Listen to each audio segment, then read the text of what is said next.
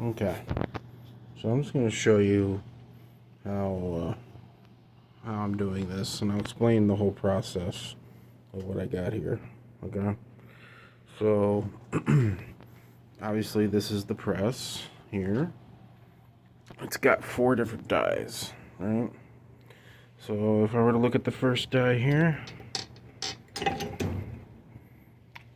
the first die is right here. That is both the resizing and the decapping die.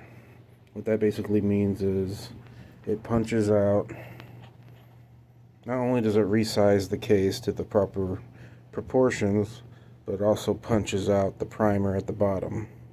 That's a spent primer. Okay? So, and I'll explain what each die does. So it's pretty simple.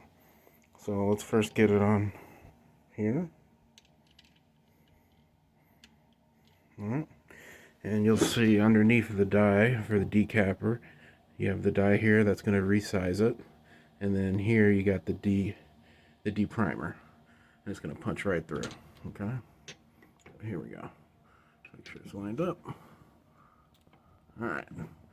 So right now, it's resized and it just punched out the primer. So what I'm going to do now is I'm going to install a primer, a new one. So let's just grab that little guy there. Alright.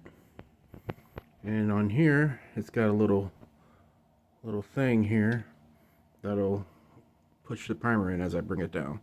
So here we go. Resize. And if you listen for it, you could hear the primer drop. And it's going to drop into this plastic tube. So here we go. There it goes. That was the old primer. It just dropped into there. Now we're going to put the new primer in when we go down. And let's check it.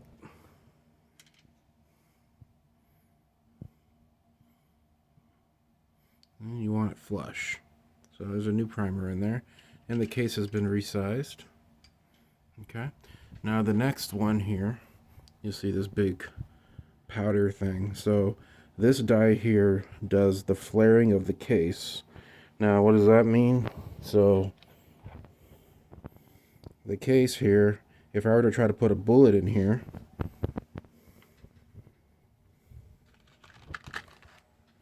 alright? If I try to put a bullet in here, it's not going to fit. So it won't fit. So what this die does here is it flares the case so I can fit a bullet in it, but it also at the same time it drops a measured charge, which I control with how much I have charge here, how much powder. There's like a little key there. So right now, let's make sure this is lined up. We are going to, and if you didn't notice, this thing spins. So every time I push down on this lever here, it will index the whole entire thing. So right now it's going to flare the case and cause a charge. Okay, and we're going to check it here. So you notice that the case is now flared. It's going to be kind of hard to notice at the top, so I can fit a bullet in there. But we're also going to check the powder. So let's go ahead and pour it in here. Alright. Let's not confuse myself here. So what's it reading?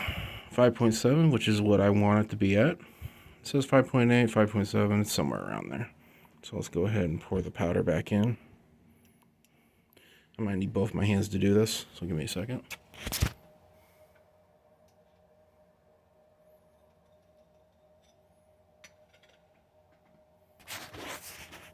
Okay, so the powder's back in there. Alright, so we're going to go ahead and place it back up here. And the case has been flared.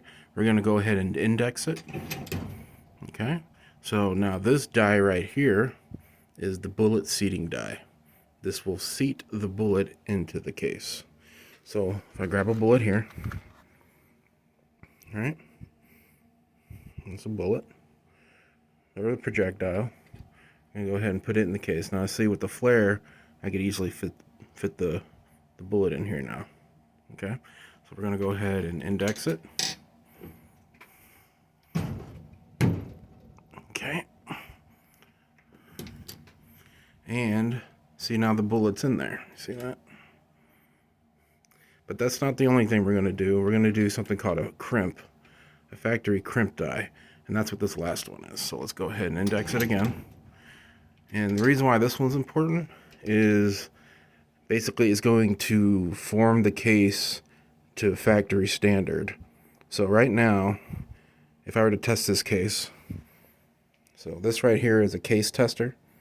If I were to try to fit this case in here, this is going to simulate a chamber, okay? It's not going to fit. You see that? It won't fit. So this last die here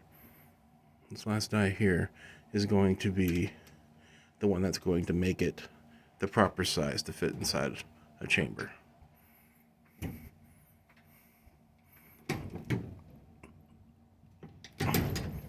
Okay. And there you have it. So if I were to come over here, boom. Now there's one more check I'd like to check before we go, is the overall length of the case. So the way I'm going to do this, so I get some calipers. It's going to be hard for me to do while I'm holding the camera. So give me a second. Now it should read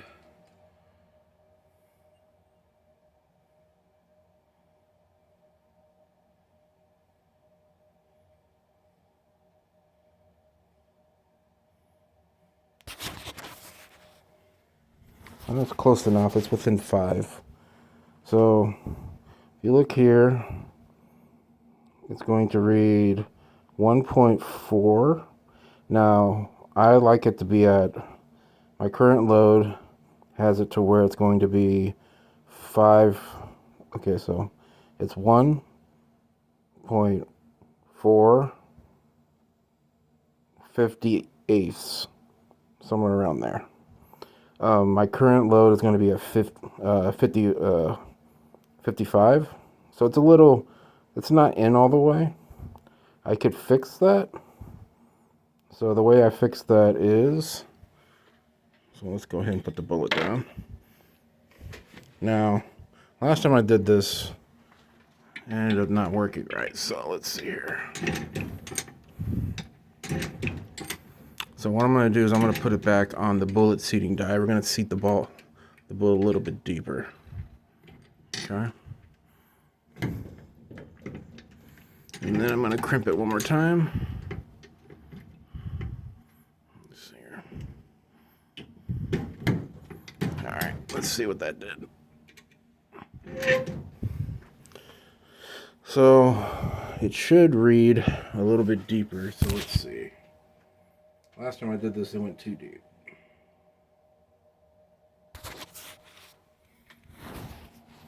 And the only reason why, well, if you look now it's perfect. Now the reason why that was the case was I just didn't push it down further enough, or I didn't push the lever hard enough to get it down to where it's supposed to be. It's all about consistency. So, but yeah. And then we'll double check it to make sure it's going to chamber, and it does. Oops. And there you have it. That's one complete bullet.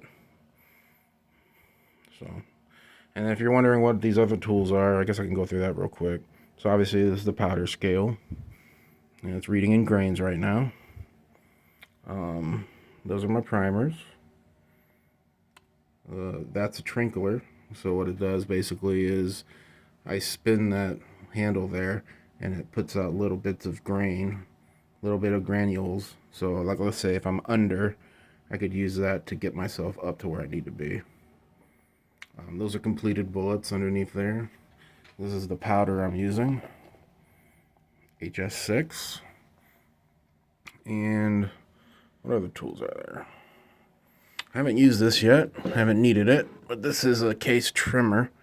So after repeated shootings, the cases get long after you resize it, So you use this to trim it. I haven't had a chance to use it yet because I haven't needed it yet. And then try to see if there's any other tools here. Here we go. This is a bullet puller. If you look in here, you can see one of my boo-boos. Let's see here. So this is one of the first bullets I loaded.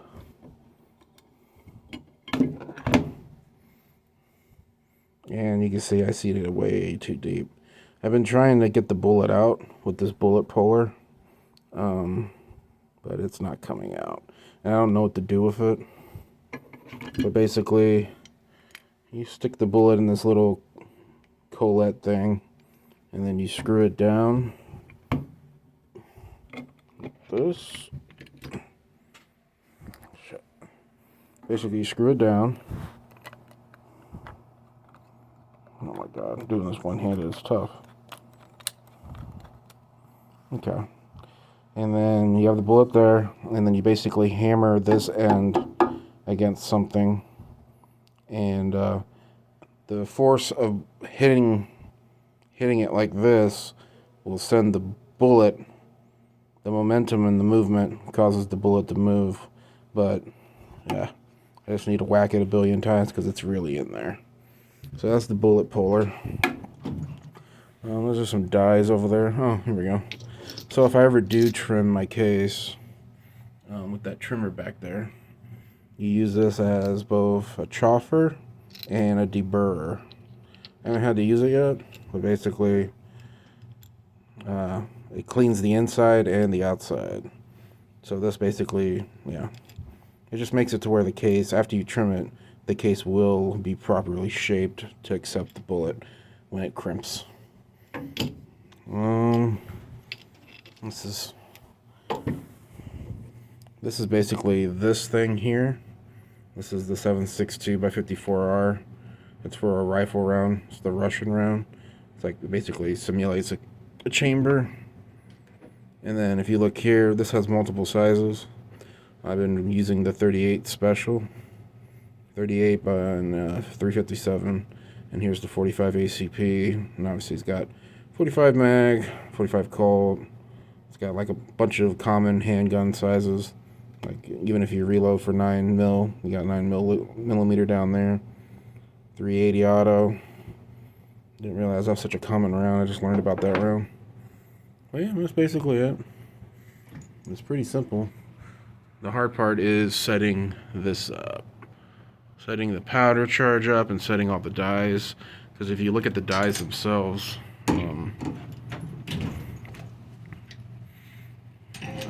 here we go. Like, this is an adjustment. So this is the bullet seating die. So this adjusts how deep.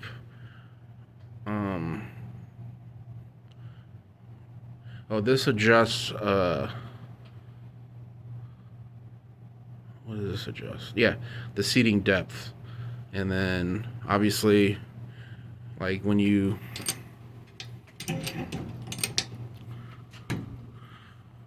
put a case in, like there's like so many steps to how to do this. Like you have to put an empty case in here, and then you have to do it to where it's barely touching, and then you screw this down, you screw this all the way out, and then you keep working your way down to where you want the bullet to be seated to. And if you look at the reloading data over here, this is how you read the reloading data. So you can see this is for the 38 special, right? So the measurements that are shown here are basically the maximums. This is based off SAMI data, which is like some kind of standard for bullet reloading. And then you go by bullet weight for the data. In this case, I am using, oh god, I'm about to pour it out. If you look right there, I'm using 38 caliber, 158 grain, 357, yeah. So basically, it's the bullet weight. So the grain there is 158. All right. So if you look on the book here, this is for 110, 125. I know where it is. And then you look at the reloading data here, 158. And if you look here, you see the overall length, OAL. That's based off of how long the bullet is. So if you remember, when I was measuring the bullets, I was having a problem with them with the overall length that was suggested here in the book. Because if you look at the bullet, let's see, you see that little serrated area right there? That little, are all going around the bullet like that? That little lines there. It's that bar that goes all around. That's called a cantilever. Now, when I was reloading my bullets originally, the cases would not be inside that groove, right? And so when I crimped the bullet, which basically pushes the brass into this little section here, when I crimped the bullet, it would not be in that groove. And that groove, that was based off of the overall length that was suggested in the book. So I just pushed it in deeper. Now you gotta keep in mind that when you're pushing a bullet deeper into a case, that makes a smaller chamber or smaller area inside the bullet, whatever that's called, which increases pressure. So based off of the data I have here, I am using HS6. If you look at the reloading data, HS6 has a starting grains minimum 5.5, which is the lowest you possibly can go. If you go any lower than that, there's a chance that your bullet will be lodged inside your barrel, which would be bad. And if you look over here, if I zoom out a little bit, you'll see that the maximum is 6.5. So I can't go above that, which that'll cause catastrophe. So the fact that I am seeing the bullet deeper means I just need to be wary that my maximum is no longer 6.5. It's actually going to be a little bit lower, probably 6.3, 6.2, maybe even 6. Okay, so right now my current load is, this is my load data. 38 special powder HS6. Let's see. I got it seated to a length of 1.455, somewhere around there. The variance of .005 is not that, it's so small that it doesn't really affect anything. And I tested that out with my first load. There's the primer, and then there's the bullet weight, and then there's also the powder weight of 5.6 to 5.8. And the reason why it's floating between 5.6 and 5.8 is because this thing has a variance of about 0.3 grains. That's the maximum. It's usually floating around 1 and 2, but the highest is 3, and the lowest is 0.5. It's really annoying. So, well, yeah, that's basically reloading in a nutshell. I'll reload one more bullet just to show you how quick the process can be. So make sure we're on the right one here. And then new primer. You gotta make sure it's anvil up.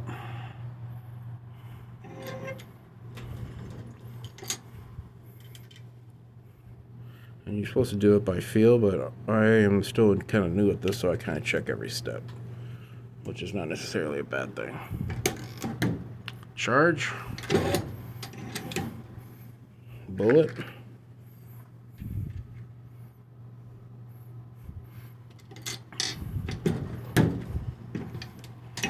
Factory crimp.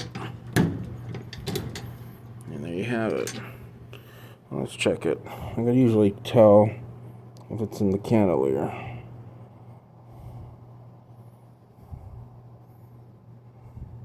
Looks like it is. And then I'm going to check the overall length just because I'm a freak.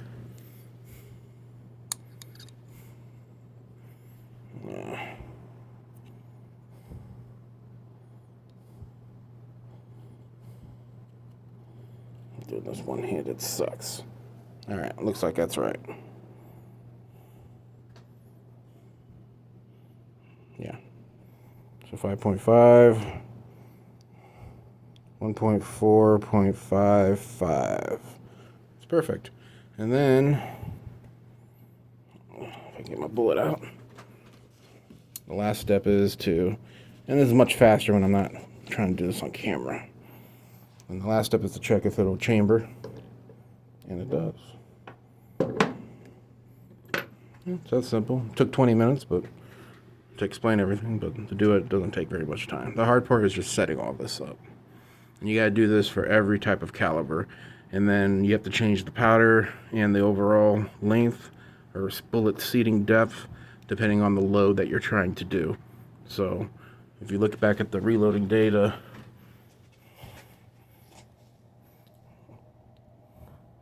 if I use True Blue, then you see how much powder I need.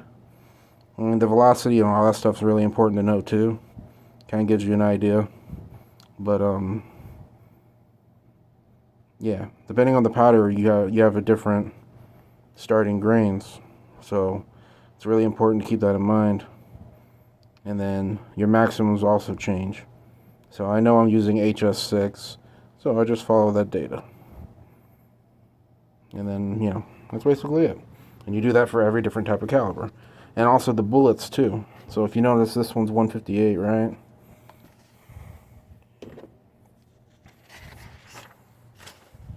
If you look at the 125 grain, HS6 is also on here. If I had a 125 grain bullet, which is again these, right? Which HS6, if I'm using a 125 grain bullet, then the starting grains is 5.6. But then look, the maximum load is 7.4. See how much of a big difference that is? This one's maximum was 6.5. This one goes all the way to 7.2 or 7.4. So it's just, it changes the performance of the bullet and what you're trying to do. For me, I'm just an economic shooter. I just want to shoot paper. So I'm not trying to shoot long distances and stuff. So yeah, that's basically it. Alright. So